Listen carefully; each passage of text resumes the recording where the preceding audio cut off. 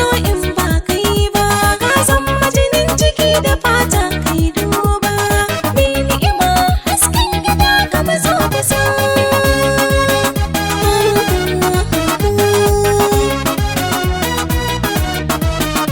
Kin zama kamar tufar jikina, in saka cikin dare da rana.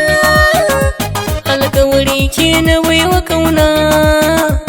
Cikin nasabar ka kai zan yi wa duka godiya.